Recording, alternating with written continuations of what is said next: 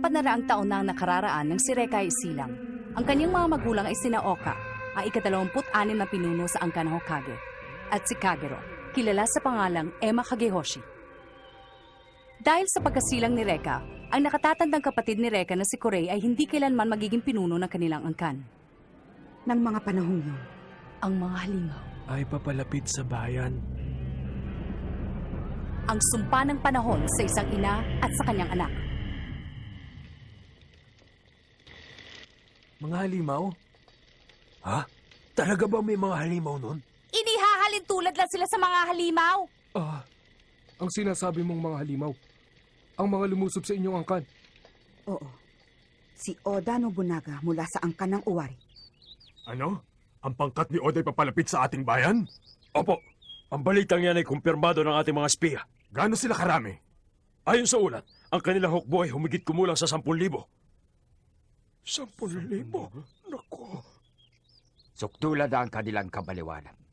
May palagay akong nais niyang makuha ang ating mga mahiwagang sandata. Mas mapapadali ang kanyang pagsakop sa buong bansa pag nangyari yun. Ano ngayon ang binabalak mong gawin, Oka? Dalhin niyo sa akin ang lahat ng mahiwagang sandata. Marami na pala tayong nagawa. Hindi ko akalaing darating ang panahon na gagamitin natin ang mga ito na sabay-sabay. Ngayon, wala nang panalo sa atin ang Guardian Daodang yon. Oo, tama! Sandali! Ha? Hindi tayo gagamit ng kahit ano sa mga yan. Pero bakit naman po hindi, Panginoon? Ito lang ang ating pag-asa. Ito ang isipin niyo. Maaaring magtagumpay tayo sa simula at mapigilan natin ang kanilang puwersa, subalit karamihan sa mga sandatang ito ay tiyak na makukuha sa atin. Hindi rin magtatagal at muling babalik si Nobunaga. Mas marami at mas malakas upang bawiin ang iba pang natirang sandata. Magiging impyerno ang ating mundo kapag ginamit na niya ang mga ito sa kasamaan. At wala nang makakapigil pa sa kanya upang sakupin ang buong mundo.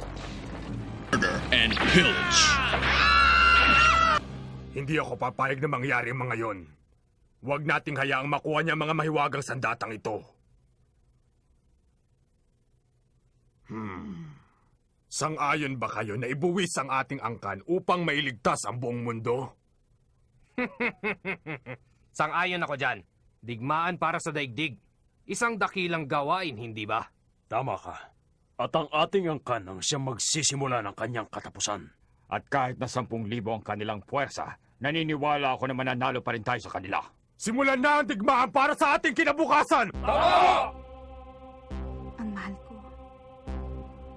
Pinasya nilang harapin ang puwersa ni Oda nang hindi gumagamit ng mahiwagang sandata. Kagero, patawarin mo ako. Marami akong naging pagkukulang sa'yo. Ganon din kay Reka. Wala akong nagawa para sa kanya. Ang maging kabiyak ng iyong puso'y sapat na para sa akin. Maligaya na ako. Kagero, Mahal ko. paalam.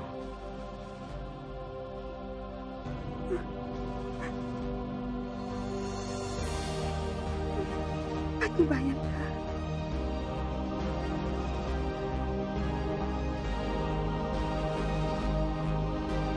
Panginoon, ang lahat ay nasa kanilang mga pwesto at nakahanda na. Magaling. Ang mga mahiwagang sandata ng Hokage ang umakit kay Oda upang lusugin tayo. Hindi mangyayari ito kung di dahil sa mga sandatang yun. Nandiyan na sila! Nandito lang pangkat ni Oda!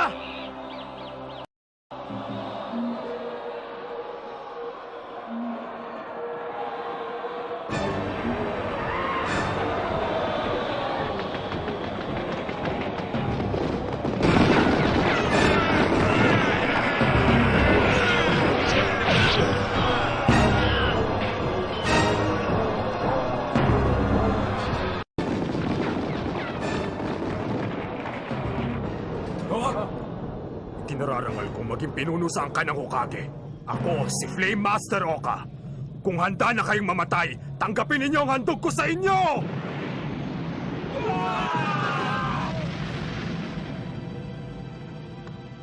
Ngayon, ang aking mga kamay at alab ay nabahira ng masamang dugo ng kanilang digmaan.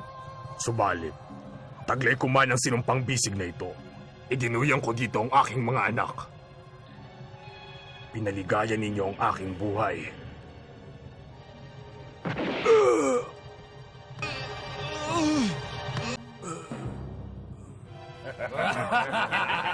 Ubusin niyo man ng aming lahi, hindi niyo makukuha ang aming maywagang sandata! Hindi ako makapapayag. Have them!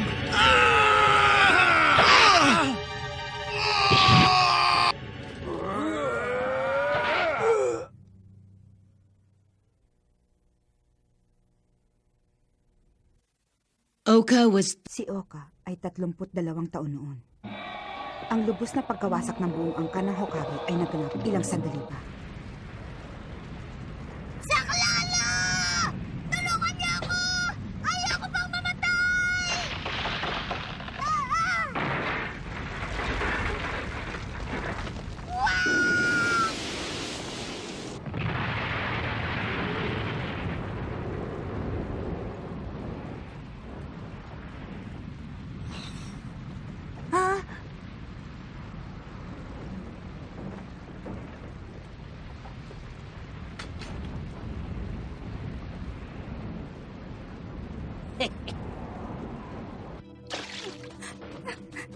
Wala kayo ititirang buhay! Patayin na lahat ng kasapi sa angkan ng Hokage! Babae man o bata!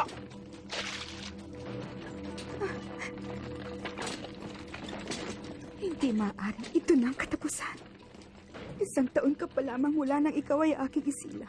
Hindi mo man lamang mararanasan ang kahit nakatiting na ligayang dulot ng buhay. Hindi ako papayag na bawiin nila ito sa'yo. At doon ko naalala, mga piling kasapi lamang ng Hokage Ninja ang nakaaalam ng tungkol sa kakayahang ito. Subalit mahigpit itong ipinagbabawal. Kage. Pagkatandaan mo sana na kailanman ay hindi mo maaring gamitin ang iyong kakayahang maglakbay sa iba't ibang panahon. Pero bakit naman hindi, Ama? Sapagkat kapag ginamit mo ang kapangyarihang ito ay isusumpa ka ng panahon at kailanman ay hindi ka mamamatay. Hindi mamamatay? At mabuhay ng walang kamatayan ay isang impyerno sa daigdig. Isa-isa mong masasaksihang namamatay ang iyong mga minamahal. Kailanman ay hindi mo ito maaaring gamitin. Huwag mong dayain ang panahon dahil sa bandang huli, ito pa rin ang magwawagi. Patawarin mo ako, Ama. Hindi ko mapahihintulutan ang buhay ni Rekay hanggang dito na lamang. Wala nang halaga kahit ano pang mangyari sa akin. magbabayad ka. Reka! Kakayahang lihim ng Hokage. Magpatuloy ka. Ha?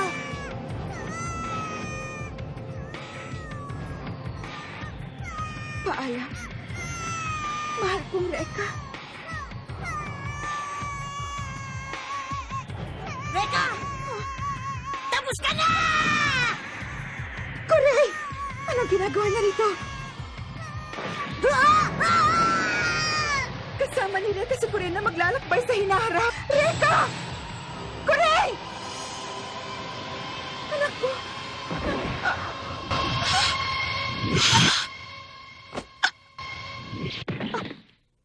Reka.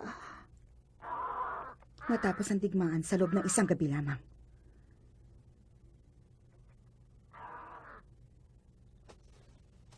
Nang araw na yon, nagsimula ang aking buhay na walang kamatayan. Binago ko ang aking pangalan. Hindi na ako si Kagero kundi si Emma Kagehoshi. Isang ina na patuloy na nabubuhay at naglalakbay sa panahon upang hanapin ang anak na nawalan.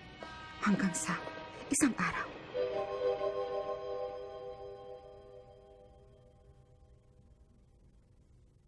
Natagpuan kita.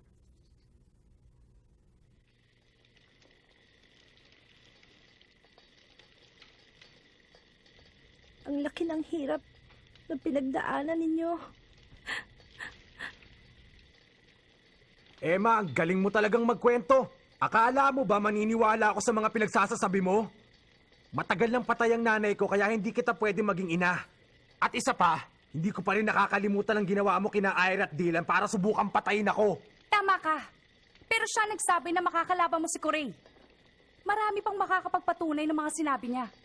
ang mga sandata, ang kanyang katawang hindi namamatay. At maging si Kurei. Hindi pa rin ako naniniwala. Ako ang nag-iisang anak ni Mateo Hanabishi. Ako si Reka Hanabishi. Wala akong kinalaman sa inyo. Reka, sandali. Mayroon kang bisita. 3 sila. Ano? Kulang ka pa talaga sa ensayo para matiktikan ng kalaban. Ha?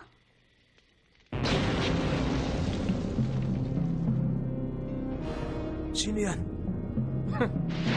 Nandito kaming 3 para tapusin kayong lahat.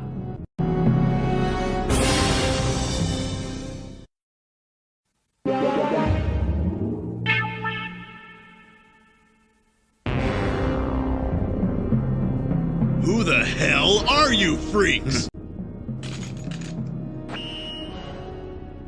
Mga mahiwagang sandata, mga tauhan sila ni Kurei.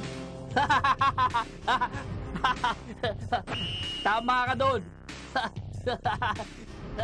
Hindi kayo ubra sa taglay na bilis ni Hanimaru. Ha!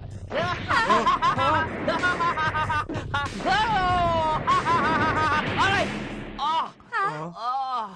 Aray ko! Ay ko! Ang init nila! Napasok Sinaktan ka ba ako! nila? Dinaya nila ako! Tama na. Hindi kami makakalaban dito sa inyo. Mabuti pa sa labas na lang. Ha! Yay!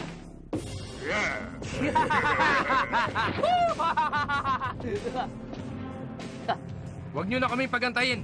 Bilis-bilisan nyo na ang kilos. Sige, nandyan na kami! Iingay nyo naman. Simulan nyo nang magmakaawa para sa inyong mga buhay. Dahil kami ang hit squad ni Master Kurei. Ako si Kuchibashimaru, ang hari ng mga tuka. Ako si Hanimaru, ang taong ibon! Ako si Chunimaru. May lakas sa 10 leon. Kami ang pinakamabangis. Ang pinakamalakas! Na 3 hangal.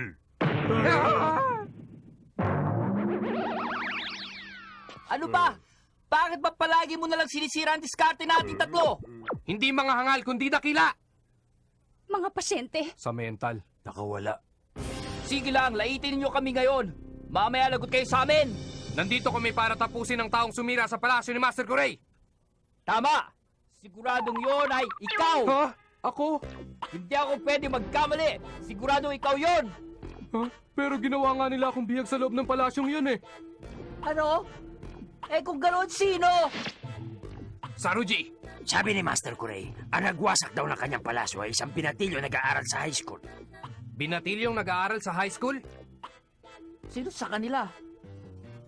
Ang babae yan, kamukha ni Kagero. Kaya hindi pwedeng siya. Kung ganun, sigurado akong babayan. Yan naman, matanda na para maging mag-aaral sa high school. Kung ganun, Ikaw yon! Ano? Mukha ba akong lalaki?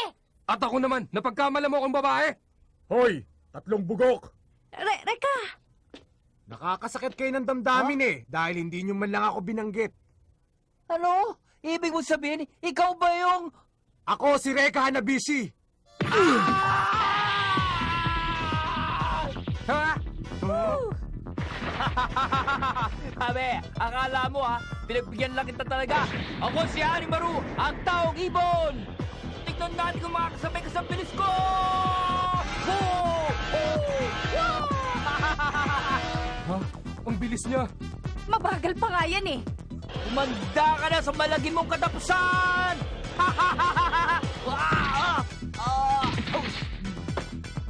Hindi ka nang pinili mong makakalaban. Dahil mainit ang ulo ko!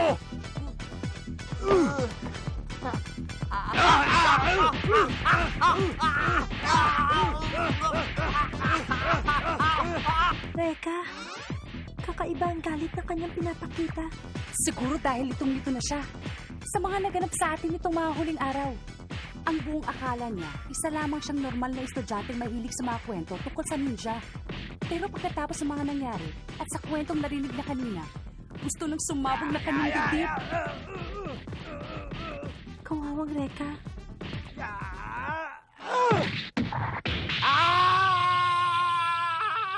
Ha? Hanimaru! Wala na siya. Ba't mo ginawa yon? Ni hindi pa nga gumagamit ng apoy si Reka eh. Ha? Mabuti ginawa ninyo? Ano? Hindi nga ako nakapag-exercise kanina eh. Heh, hindi kayo ubra sa mga tulad namin. Ha!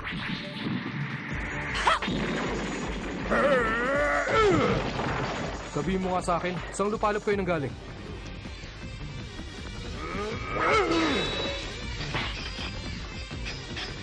Huwag mong sabihin, naniniwala ka na mananalo kayo sa amin. Iniinis mo lang ako eh! Marahil ay karaniwang sigala mga yan. Hindi nila magamit kahit 1% lakas sa mga mahiwagang sandata. Chunimaru! Umanda kayo! Hindi nyo ako matatalo! Ha! Ha!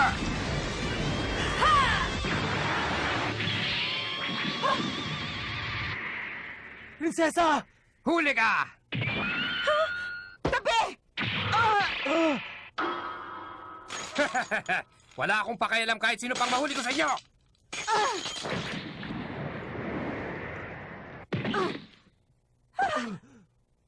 Napakasama mo talaga! Huwag mo siyang sasaktan! Hoy, duwag! Pakawalan mo siya! Huwag nyo nang ituloy ang balak nyo. Kung ayaw nyong hatiin ko siya.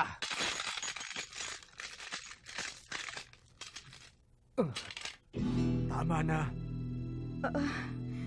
Huwag kayong mag-alala. Hindi ako maaaring mamatay sa mga ganitong bagay lang dahil, sabi ko nga, ako ay walang kamatayan.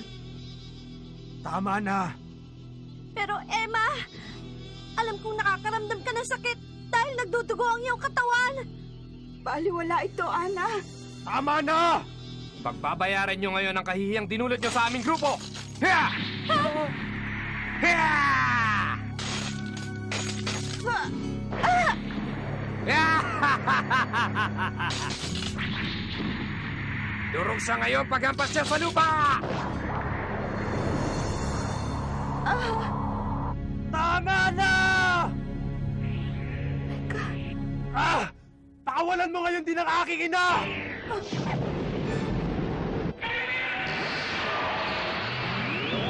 Ano yun? Name power! Wag! Wag!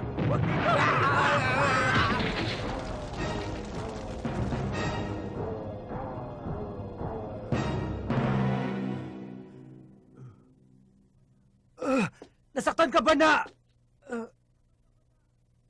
Miss Emma?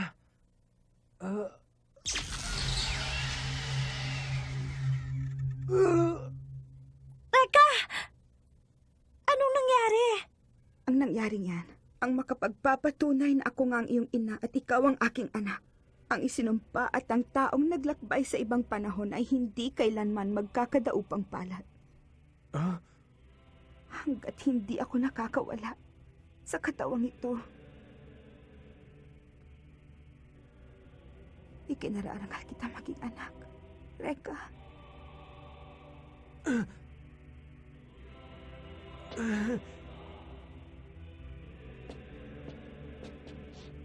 Kung naging tahimik lamang sana ang iyong buhay, hindi mo ako makikilala. Hindi ako makikialam dahil alam kong mabuting iyong magiging kalagayan. Subalit, ang kapalaran ng mga mahiwagang sandata, Reka, ang nagdala sa inyong dalawa ni Kurei upang magtagpo sa iisang panahon. Alam kong hindi mo ako mapapatawad. Ang ikinalulungkot ko lang ay nadamay ka at ang iyong mga kaibigan sa labanang ito. At wala akong magawa. Hindi yan ang iniisip ko! Wala kang ginawang masama, inay! Para sa akin, wala.